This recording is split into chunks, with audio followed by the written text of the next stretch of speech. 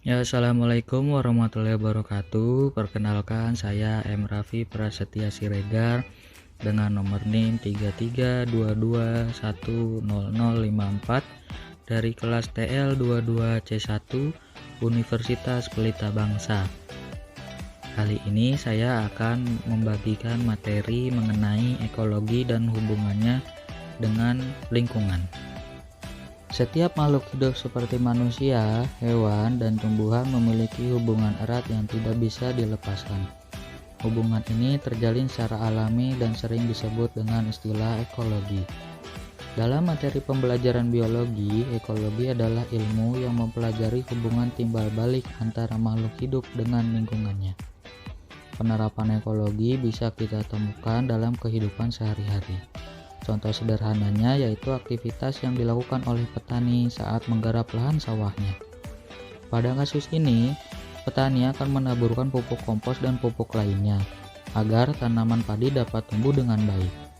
Sehingga nantinya padi tersebut akan menghasilkan beras pulen yang sangat nikmat untuk disantap.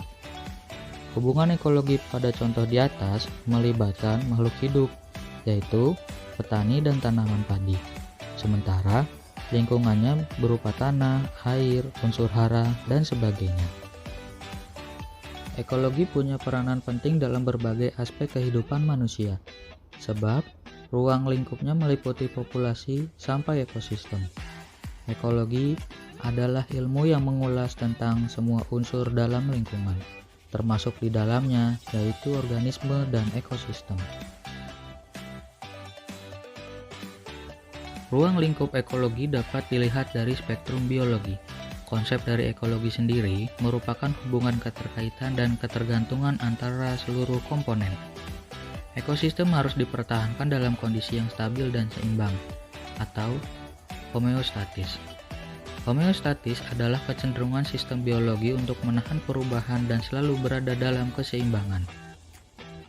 Ekologi juga memiliki ruang lingkup yang sangat luas, mempelajari makhluk hidup yang dari tingkat organisasi paling sederhana ke tingkat organisasi paling kompleks.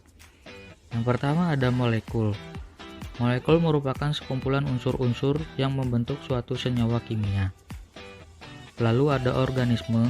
Organisme adalah jasad hidup atau makhluk hidup yang merupakan kumpulan sistem organ yang membentuk individu. Lalu ada populasi. Populasi adalah kelompok makhluk hidup satu spesies yang hidup pada suatu habitat yang sama. Lalu ada komunitas.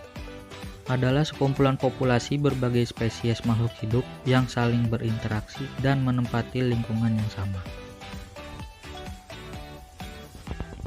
Pendekatan ekologi terhadap lingkungan. Ekologi mempelajari tentang rumah atau tempat tinggal makhluk, terutama timbal balik antara makhluk hidup dan lingkungannya.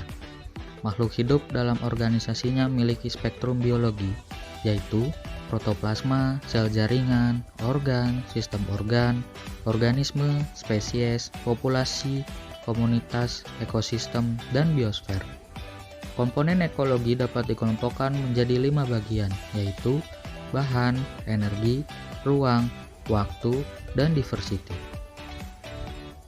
Protoplasma adalah zat hidup dalam sel yang terdiri atas senyawa organik yang kompleks, seperti lemak, protein, dan karbohidrat. Sel adalah satuan dasar suatu organisme yang terdiri atas protoplasma. Jaringan adalah kumpulan sel yang memiliki bentuk dan fungsi yang sama. Organ adalah alat tubuh merupakan bagian dari suatu organisme yang mempunyai fungsi tertentu, misalnya kaki atau telinga. Sistem organ adalah kerjasama antara struktur dan fungsi yang harmonis, seperti kerjasama antara mata dan telinga. Organisme adalah suatu benda hidup, jasad hidup, atau makhluk hidup. Populasi adalah kelompok organisme yang sejenis yang hidup dan beranak pada suatu daerah tertentu. Komunitas adalah semua populasi dari berbagai jenis organisme yang menempati suatu daerah tertentu. Ekosistem adalah tatanan suatu kesatuan secara utuh menyeluruh antara segenap unsur lingkungan hidup yang saling mempengaruhi. dan biosfer adalah lapisan bumi tempat ekosistem beroperasi. Ekosistem adalah suatu kesatuan ekologis yang tersusun atas komponen abiotik dan biotik. Komponen ini saling berinteraksi sekaligus mendukung terjadinya aliran energi serta siklus materi. Contohnya seperti ekosistem hutan, ekosistem laut, dan lain sebagainya. Biogeokimia adalah ilmu yang mempelajari pengendalian biotik pada lingkungan dan pengendalian geokimia pada ekosistem. Tujuan daur biogeokimia adalah untuk mengembalikan semua unsur yang sudah terpakai agar kelangsungan hidup tetap terjaga. Ada beberapa jenis daur biogeokimia, yaitu daur karbon, daur nitrogen, daur oksigen, daur belerang, daur fosfor, dan siklus air. Siklus karbon adalah siklus biogeokimia di mana karbon dipertukarkan antara biosfer, geosfer, hidrosfer, dan atmosfer. Siklus nitrogen, suatu proses konversi senyawa yang mengandung unsur nitrogen menjadi berbagai macam bentuk kimiawi yang lainnya. Daur belerang atau sulfur, perubahan sulfur dari hidrogen sulfida menjadi sulfur dioksida, lalu menjadi sulfat, dan kembali menjadi hidrogen sulfida lagi. Siklus fosfor adalah siklus biogeokimia yang menggambarkan transformasi dan translokasi fosfor dalam tanah, air, serta bahan organik hidup dan mati. Siklus air atau siklus hidrologi adalah siklus air yang tidak pernah berhenti dari atmosfer ke bumi dan kembali ke atmosfer melalui proses kondensasi, presipitasi, evaporasi, dan transpirasi. Beberapa upaya manusia untuk mengurangi dampak buruk. Untuk deforestasi, bisa melakukan reboisasi dan penghijauan, penebangan dengan sistem tebang pilih, dan pengawasan hutan. Untuk perubahan iklim, kita bisa melakukan jalan kaki, bersepeda, atau naik transportasi umum. Lalu pakai energi rumah yang ramah lingkungan. Untuk polusi udara, kita jangan membakar sampah, menanam dan merawat pohon, kurangi menggunakan kendaraan bermotor.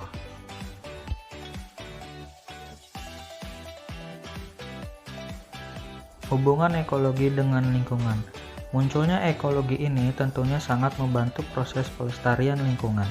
Kehadiran ekologi sangat mempengaruhi pemikiran manusia dalam hal pelestarian lingkungan. Setelah munculnya ekologi, manusia tidak lagi melakukan perburuan liar dan tentunya hal tersebut berimbas pada populasi hewan tersebut. Hal tersebut juga membuktikan bahwa ekologi memiliki hubungan erat dengan pelestarian lingkungan.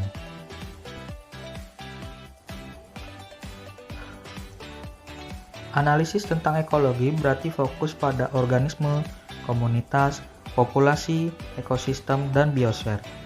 Struktur ekosistem terdiri atas dua bagian besar, yakni abiotik dan biotik. Namun yang paling penting, hubungan antara keduanya adalah karena terjadi aliran energi antara satu komunitas dengan komunitas lainnya, dan adanya perubahan-perubahan akibat pengaruh iklim dan dinamika serta tuntutan hidup manusia. Aspek penting ekosistem adalah proses atau aliran energi. Kesimpulannya, ekologi adalah cabang ilmu biologi yang mempelajari hubungan antara makhluk hidup dengan lingkungannya. Dalam ilmu ekologi, kita memahami bagaimana organisme berinteraksi satu sama lainnya, dengan bagaimana mereka berhubungan dengan faktor lingkungan seperti air, udara, tanah, dan iklim. Ekologi melibatkan pemahaman tentang interaksi antara organisme serta interaksi organisme dengan faktor non-hidup di lingkungan mereka.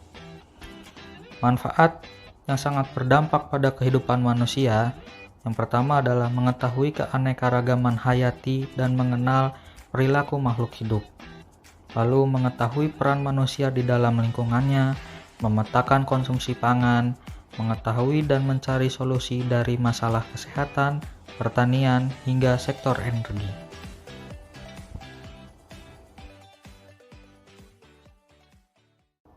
Terima kasih atas perhatiannya. Semoga materi yang disampaikan dapat bermanfaat untuk kita semua. Sebelumnya saya ucapkan wabillahi taufiq wal hidayah. Wassalamualaikum warahmatullahi wabarakatuh.